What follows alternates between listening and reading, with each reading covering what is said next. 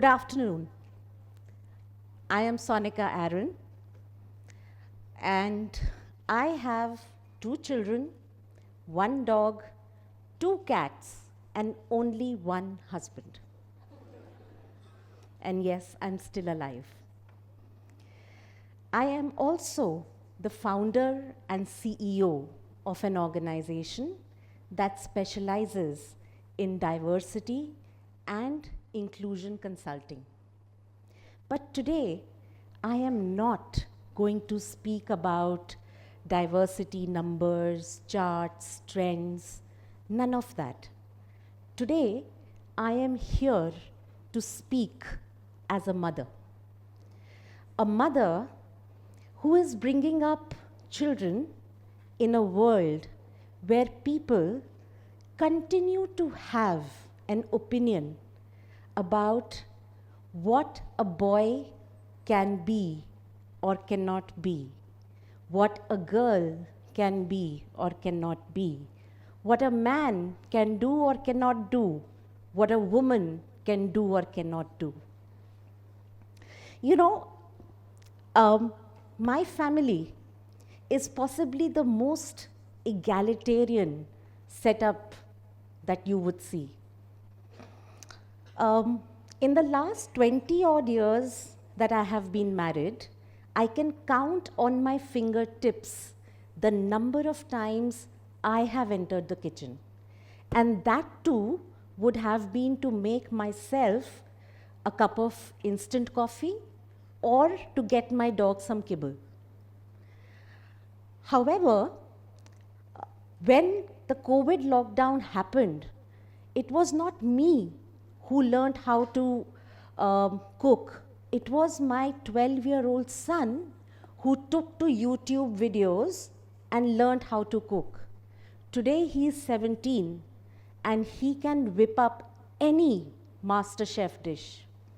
My husband cooks and my 12-year-old daughter plays football.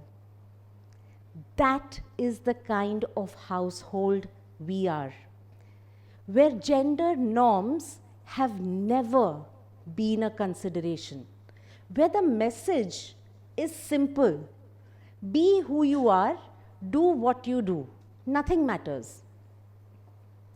But then something happened, and that made me sit up and think.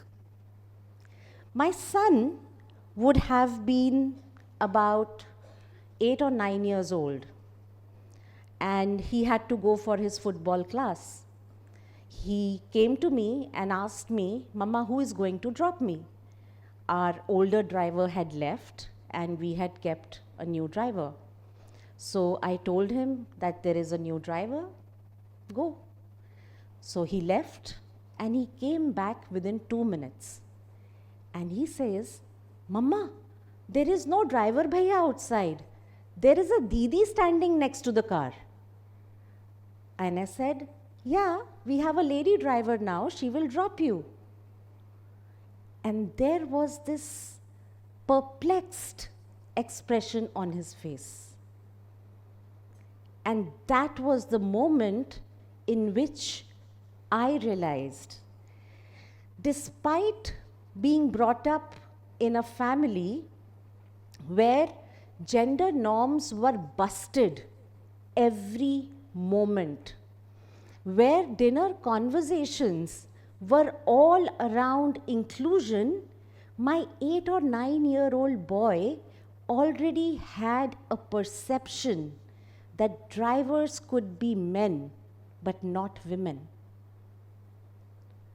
Societal norms start conditioning you from the moment you are born.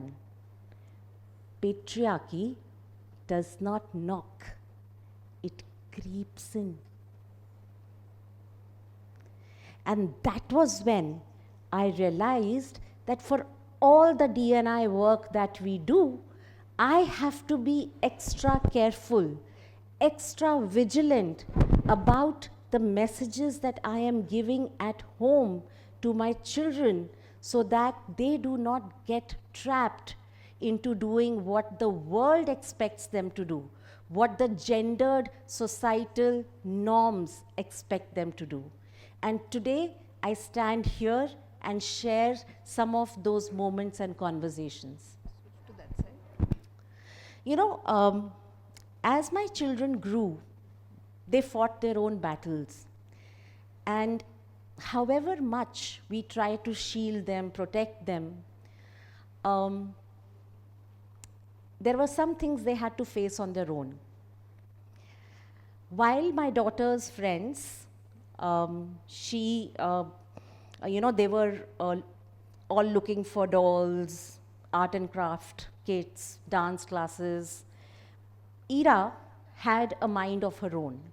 She said she wanted to play football. So we said, okay, and we signed her up. She went for her first class. Silky hair drooping over her eyes, shoelaces undone, and she walked onto the field. And I am standing outside. And there were other mothers. So one mother looks at me, looks at her, and she says, so cute. And then she looks at me, and she says, oh, she probably just wants to emulate her mother. Don't worry. You know, she'll do a few classes and then possibly tire out. Why don't you take her for ballet or Kathak? She might just find it easier. And I was like, okay. And then came the birthday parties where she got dolls and all the DIY art kits, almost getting nudged to do the expected. But Ira was adamant. She continued. She did not tire. She did feel lonely at times, you know, because the other girls in our colony, they would go to each other's house in the evening.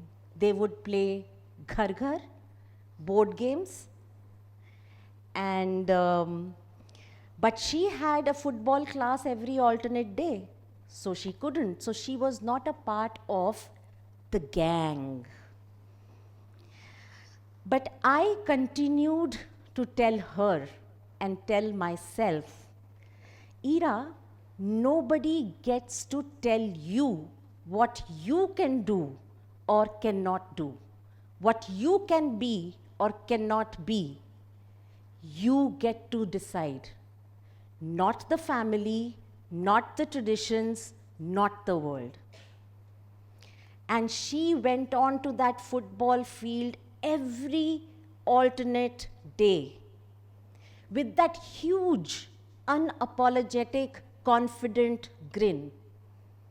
She's 12 years old now, and she's a part of the under-17 football team.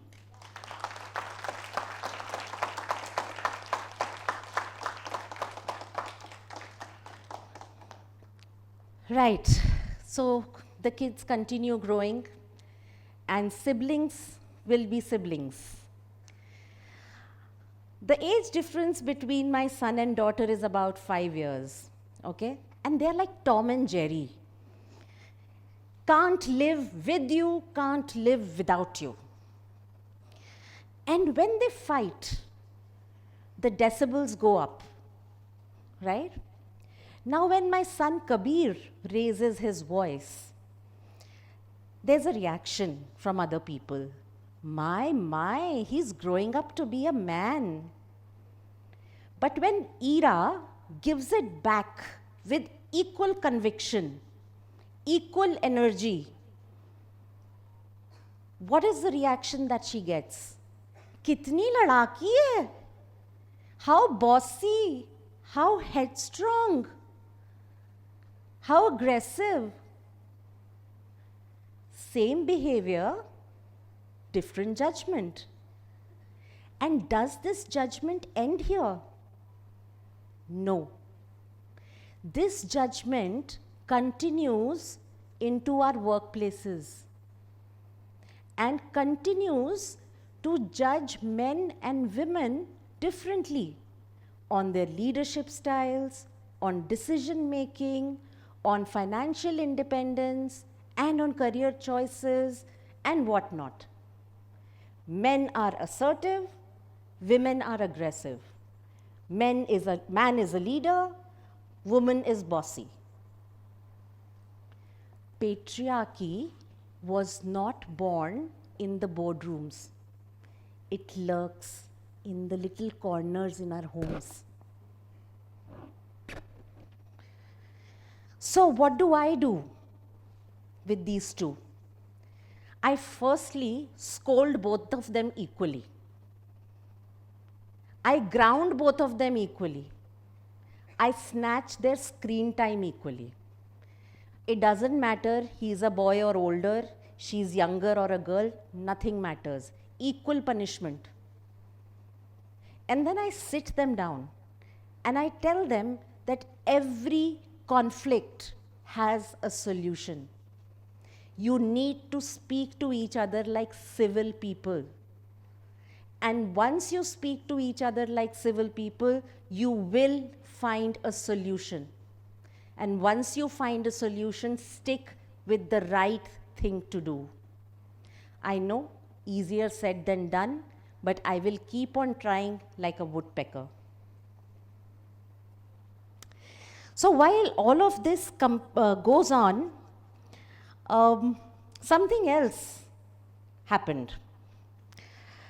One day I was walking by my son's room and I could hear some rap music playing.